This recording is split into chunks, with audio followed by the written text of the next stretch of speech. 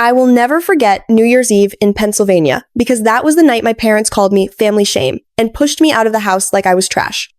It was December 31, cold enough to make your nose sting. Our street in York was full of flashing lights and neighbors setting off early fireworks. Inside my parents' house, the air smelled like ham, sugar cookies, and the pine tree in the corner. I stood in the kitchen with a tray of deviled eggs, trying to smile. My parents had invited half the church group over for the holiday. They wanted a perfect picture. Royce telling jokes, Marilyn passing plates, Grant shaking hands like a small-town king. I should have known something was wrong when my mother kept checking her phone and my father kept looking at the back door like he was waiting for a storm. Grant was already there, wearing a new leather jacket that did not match his "we're tight on money" speeches. His wife, Dana, sat on the couch staring at her nails. Their son Owen sat on the floor with a tablet, quiet, like he was in a different world. At 8:37 p.m., my father clinked a spoon on his glass. "Everybody hush," he said loud and proud. "We got something to say before we count down." People smiled. Someone laughed. I felt my stomach pinch. My mother stepped beside him, her face stiff. "There has been a problem," she said. "A serious problem with our family." The room went silent, except for a baby fussing in the hall. My father looked straight at me. "Tessa," he said, like my name tasted bad. "You want to tell these good people what you did?" My hands went numb. What I did? Grant stood up slowly. "Just tell the truth," he said, and he did not meet my eyes. My mother held up a printed bank statement. Her fingers shook, but her voice did not. "The shop account is short," she said. $86,400. Gone. And the bookkeeper's the only one with full access. A wave of whispers moved through the room. I heard my name like a hiss. "That's not possible," I said. "I don't take money. I reconcile every week. I can show you." Royce slapped the paper on the counter. "Don't play smart with me. You always think you're smarter than everyone, and now you embarrassed us on a holy holiday." "New Year's is not a holy holiday," I said without thinking, and then I wished I could take it back. My mother's eyes sharpened. "Don't correct your father," she snapped. "This is about shame. Family shame." I stared at the paper. The balance line was real. The drop was real. A number that big cannot hide. Grant cleared his throat. "Dad, Mom, maybe we talk in private?" "No," my father said. "No more hiding. If she stole, they should know." I looked at the guests. Some looked shocked. Some looked excited, like they had waited years for a Langford scandal. My cheeks burned. "I did not steal anything," I said. "If the account is short, we need to check who made the transfers. There will be a trail." My mother pointed to the door. "Enough! You will not ruin this night anymore. Pack your things and leave." The room tilted. "You can't be serious." Royce took one step toward me. "You're out," he said. "You want to act like you don't need us? Then go. Don't come back until you fix what you broke." I looked at Grant. He stared at the carpet. I looked at Owen. He was watching me, face still, eyes wide. He did not look surprised. He looked scared, but not confused. My throat tightened. "You're kicking me out on New Year's Eve." "You earned it," my mother said. "You made us a joke." I could have screamed. I could have begged, but something in me went quiet, like a switch flipped. "Fine," I said. "I'll go." I walked to the small room I used when I stayed over. I shoved clothes into a bag with hands that would not stop shaking. I heard party music start again in the living room, like nothing happened. When I came back out, my father was at the door, holding it open. "Give me your key," he said. His voice was flat, and every guest was watching me breathe slowly. If you enjoyed this story and you understand it so far, please comment where you are watching from and subscribe to the channel.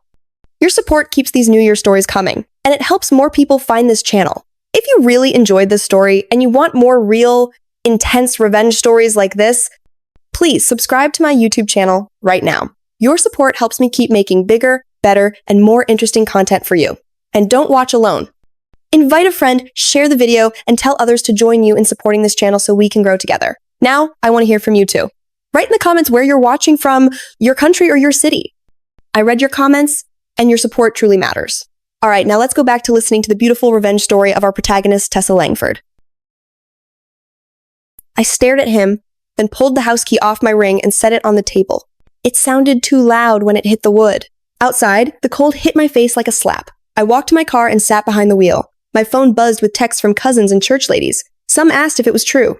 Some said they were praying for me. One said, "If you stole, you should confess." At 11:58 p.m., fireworks cracked over the roofs. I watched them through my windshield, alone, while families cheered. I felt like I was floating outside my own life. Right after midnight, a soft knock came on my window. I jumped and turned. Owen stood there in a puffy coat, his cheeks red, his breath making little clouds. He held his tablet to his chest. I rolled the window down a little. "Owen, what are you doing out here?" He glanced back at the house, then leaned closer. Aunt Tess, he whispered. Don't cry. It's fine. My eyes stung. It's not fine. He gave me a strange grin, the kind that did not fit a 10-year-old. I fixed everything. I blinked. What does that mean? He lifted his tablet. Come to the shed, he said. Not the house. Dad is watching. I should have said no. I should have driven away. But curiosity is a rope, and it pulled me. I followed Owen across the backyard, staying in the dark near the fence. The shed was small, used for tools and old paint cans. Owen clicked on a tiny lantern inside, then locked the door behind us. He sat on a bucket like he had practiced this. Okay, he said, and his voice was steady. I need you to listen, and you can't yell. Owen, I said softly, what is going on? He tapped his screen and opened a folder with a plain title, New Year Proof. Inside were screenshots, photos, and short video clips. My heart started beating in my ears. Where did you get these? Owen swallowed. From the house cameras, he said. Grandpa thinks I only use them to look at the dog, but I can see the garage camera and the office camera too. My stomach dropped. My parents had cameras for security, but they mostly used them to spy on each other. Owen played a clip. It was Grant in the office, late at night. He was at the computer, moving fast. Then he pulled out a small notebook and wrote down numbers. The timestamp in the corner read December 18, 1:14 a.m. Owen swiped to another clip. Grant again, this time holding the shop checkbook. He tore out a page and shoved it into his coat. I felt sick. That's my brother. Owen nodded. Keep going. He showed me photos he had taken of the office desk trash. In the trash were printed transfer forms, crumpled. The amounts were in the thousands. One of them said Langford Heating, and another said GL Consulting. GL, I whispered. Grant Langford. Owen's eyes went shiny. I found them after Dad left, he said. I didn't know what they meant at first. Then I heard Grandpa yelling about missing money on the phone. Then I heard Dad tell Mom, don't worry, blame Tessa. My throat closed. You heard that? He nodded. In the garage. They didn't see me. I stared at the screen again. Proof. Real proof. Not feelings, not gossip. A trail. Why didn't you tell me sooner? I asked. Owen looked down. Because Dad is my dad, he said. And I love him. But he's doing bad things. And they were going to hurt you. There is body. I took a slow breath. When did you start saving this? 3 weeks ago, he said. I made the folder and copied everything. I also saved the camera files to my own drive, so they can't delete them. I rubbed my forehead. Owen, this is huge. He leaned in. There's more, he said. He opened another file. It was an email draft addressed to someone named Nora Bell at Keystone Trust Credit Union. There were attachments already added. The videos, the photos, and a note Owen wrote in simple words. It said the shop money was being moved by Grant, and Tessa was being blamed. My mouth went dry. You wrote to the bank? Owen shrugged. I didn't send it yet, he said. I wanted to show you first, but I can send it with one tap.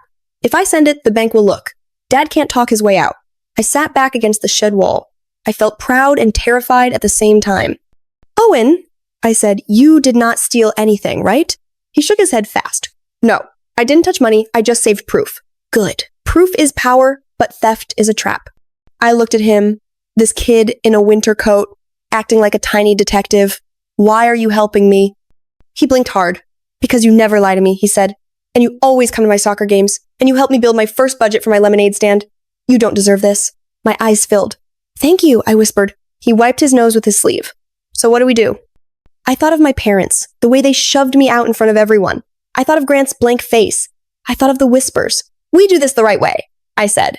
We protect you, and we protect the truth. Another cause. We left the shed quietly.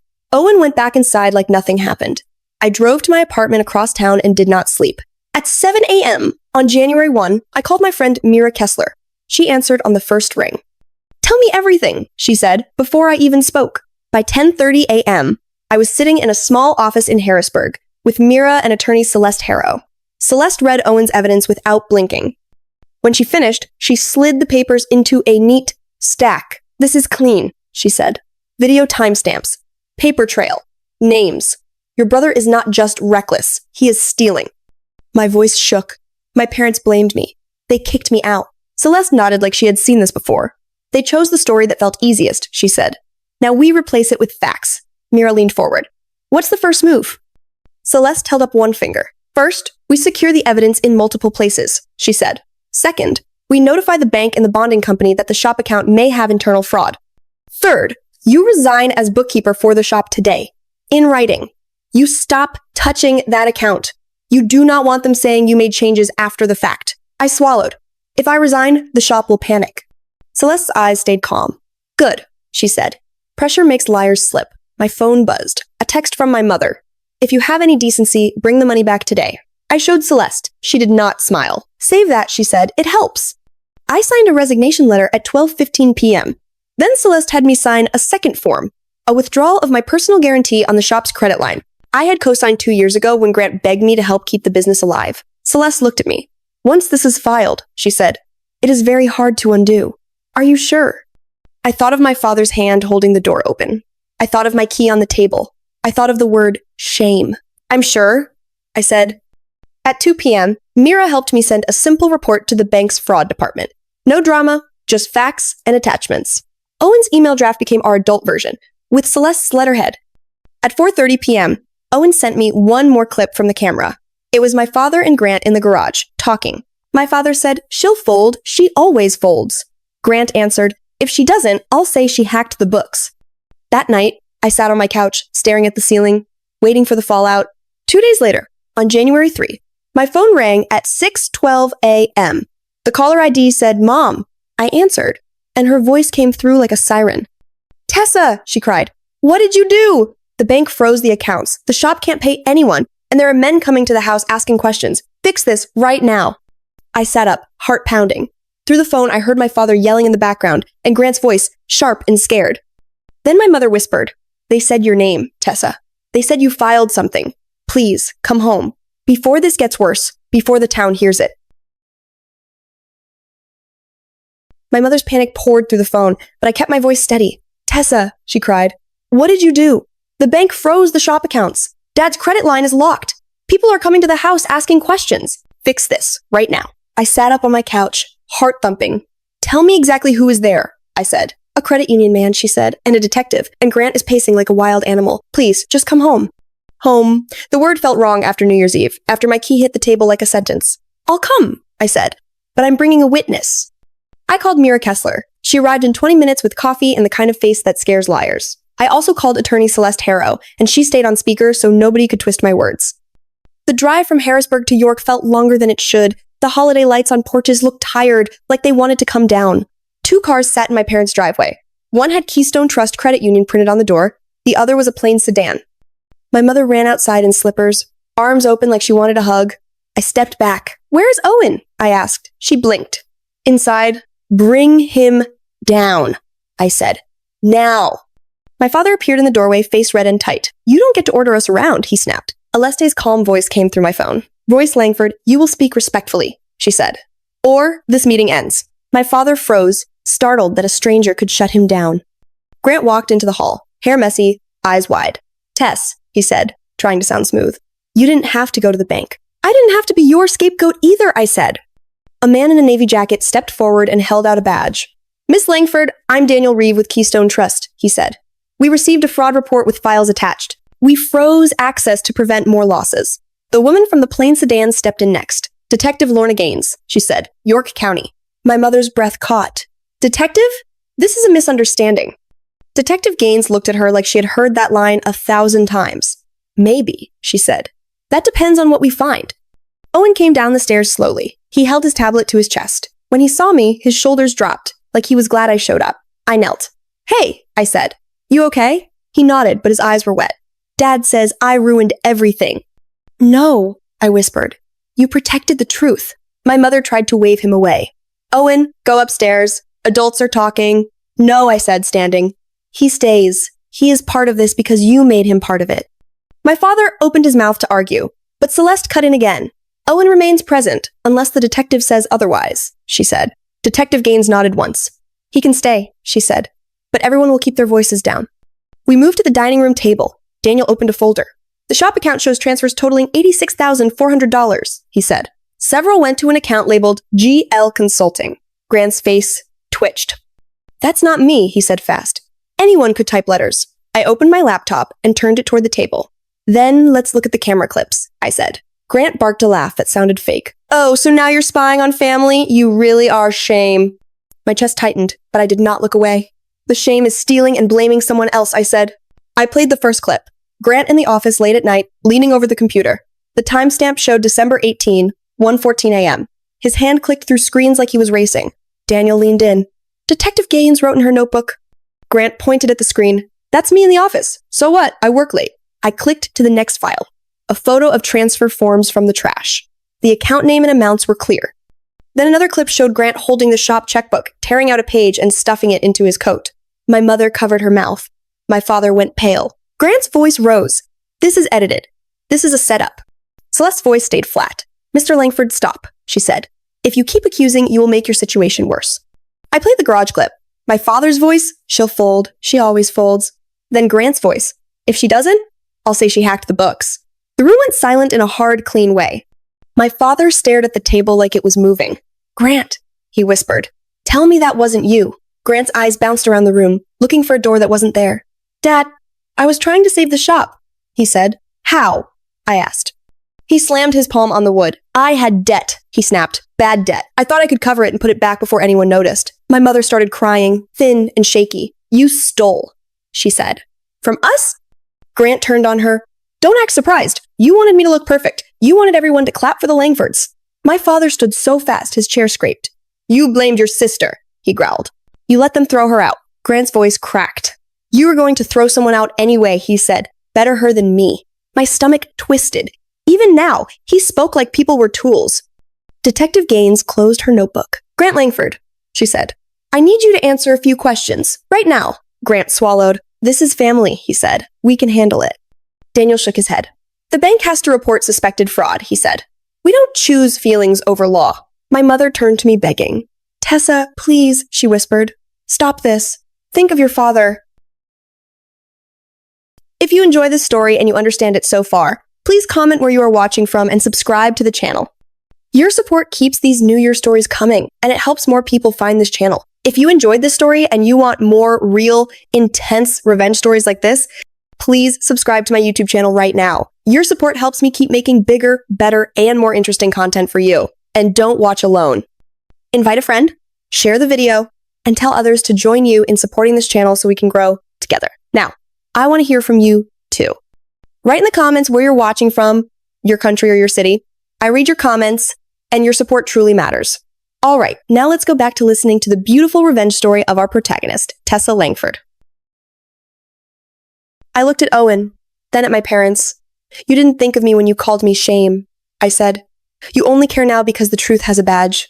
My father's voice went rough. Tessa, he said, we were wrong. I waited for more. For real words. For ownership. For something solid. My mother took a shaky breath. We accused you because it was easier than looking at Grant, she said. I hate that I did that. My throat burned. Say it again, I said. Say it where people can hear. Detective Gaines looked at them. That would be wise, she said. Grant shook his head. No, he muttered. You can't do this to me. I leaned toward him. You did this to you, I said. And you tried to hand me the bill. Daniel flipped a page. One more thing, he said. Miss Langford withdrew her personal guarantee on the shop credit line on January 1st. That is why the line is locked. My mother's head snapped up. You withdrew it? She asked me. Yes, I said. That was my decision. It's done. My father's face sagged. Without that, we could lose everything. You already chose to lose me, I said. Now you live with the cost. Detective Gaines stood. Grant, come with me to the station for an interview, she said. Not in cuffs, unless you make it necessary. Grant looked at my father like a child. Dad, fix this. My father did not move. He only said, I can't. Grant's eyes landed on Owen. This is your fault, he spat. Owen flinched, but he did not cry. He just said, no, Dad, it's yours. Grant's mouth fell open, like he had never heard his own child speak back. Detective Gaines guided Grant toward the door. My mother sobbed. My father stood still, stiff as wood. When the door shut behind them, the house felt smaller. Daniel packed his folder. Here's what happens next, he said. The accounts remain frozen until authority is clear and records are verified. If you cooperate, this can be stabilized. My father nodded slowly. We'll cooperate, he said. I turned to my parents. Before anything else, I said, you will clear my name. Today. My mother kept nodding like yes was a magic word. We'll tell them, she said. Everyone, we'll fix it. I lifted my chin. Not later, I said. Now, while your hands are still shaking and the truth is still fresh. So my parents opened their group chat and typed, with Daniel and Mir watching. My father's fingers were slow. My mother's were fast, but she kept deleting and starting again. When they finally hit send, my phone buzzed with the same message. It felt strange, like hearing my name spoken kindly after weeks of being blamed. Owen stood beside me and whispered, "Does this mean I can breathe?" "Yes," I told him. "You can breathe." For the first time today. My father nodded, but he still could not look at me. My mother wiped her face. "We will," she said. Celeste stayed on speaker. "Then you will do 3 things," she said. "You will clear Tessa's name in writing. You will stop blaming Owen. And you will stop pushing Tessa to fix what she did not break." I pulled Owen into the hallway for 1 minute. The tree lights blinked behind us like nothing happened. "You okay?" I asked. He stared at his shoes. "Dad says the bank will take our house." "The bank is not mad at you," I said. "The bank is mad at lies. Adults caused this. Adults will handle it." He swallowed. "Will Grandpa hate me?" "Grandpa is angry at himself," I said. "That's his problem, not yours." Back at the table, Daniel Reeve laid out the next steps in plain words. Records, signers, and a review meeting. Detective Gaines returned later and guided Grant out for an interview. Grant tried to stare me down on the way out, but he looked smaller than he ever had. When the door shut, my father sank into a chair. "We accused you because it was easier," he said, voice rough. "Yes," I answered. "And you did it in front of everyone." My mother opened the drawer and slid my spare key toward me. "Take it back," she whispered. I left it on the table. "I don't want a key," I said. "I want respect." That afternoon, Celeste drafted a short statement. My parents signed it. It said they accused me without proof on New Year's Eve and they were wrong. It said they were cooperating with the bank and police. They sent it to every guest and to the church group chat that had been buzzing about me. Some replies were kind. Some were quiet. But the story changed, and my name stopped being the easy target. Within days, the credit union released enough money for payroll, but only after my father removed Grant as an account signer. A week later, the transfers were traced and Grant was formally charged. There was no movie moment, just papers, dates, and consequences. Owen stayed with his mom most nights. I met him on Saturdays at a small diner off I-83. He would show me little games he coded, and I would remind him, again and again, that truth is not betrayal. One Saturday he asked, "Are you going to make Dad go to jail?" The question hit hard.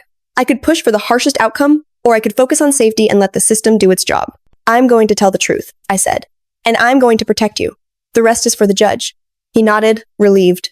"I just want him to stop being scary," he said. For a few weeks, my parents acted careful. Then fear returned, like it always does. In March, Celeste called. "Your parents are trying to undo your guarantee withdrawal," she said. "They told the credit union you were pressured and didn't understand. They also tried to use Owen to convince you." Anger rose in my throat. Even after everything, they reached for the same tool, the child. That night, I drove to their house and met them on the porch. The air smelled like wet pavement and old pine.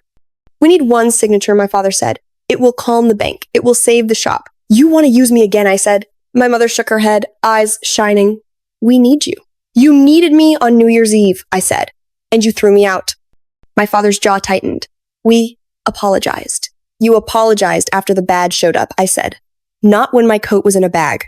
My mother reached for my hand. I stepped back. "Don't," I said. "You don't get to touch me while you ask me to carry your fear." My father looked away, then back. "So you'll let us lose everything." "You are not losing everything," I said. "You are losing the right to blame me for your choices." I took up my phone and played a message Dana had sent me. Her voice was firm.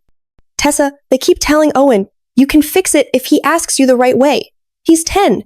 He is not their messenger. Please stop them."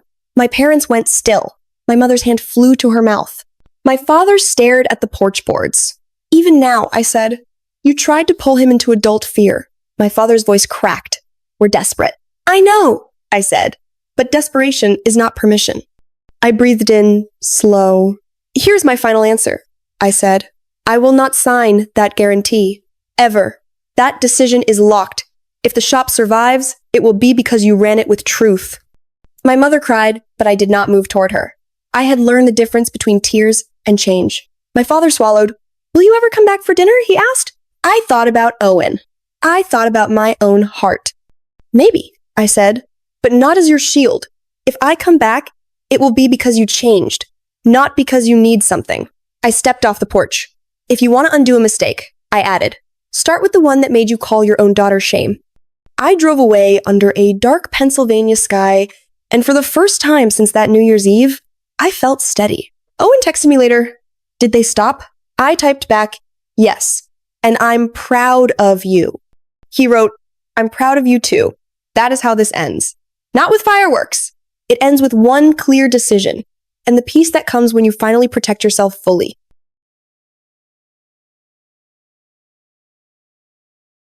Thank you so much for being here and supporting me. I truly appreciate every like, every comment, and every subscribe. It means more than you know, and it motivates me to keep bringing you stronger, more emotional, and more satisfying stories. If you already subscribed, thank you from the bottom of my heart. Please keep taking an interest in the channel, keep coming back, and keep sharing your thoughts with me in the comments. And if you're watching this channel for the first time, welcome! Don't forget to subscribe so you don't miss what comes next. Also, make sure you check out a new video on the channel right now. There are more powerful stories waiting for you. Goodbye!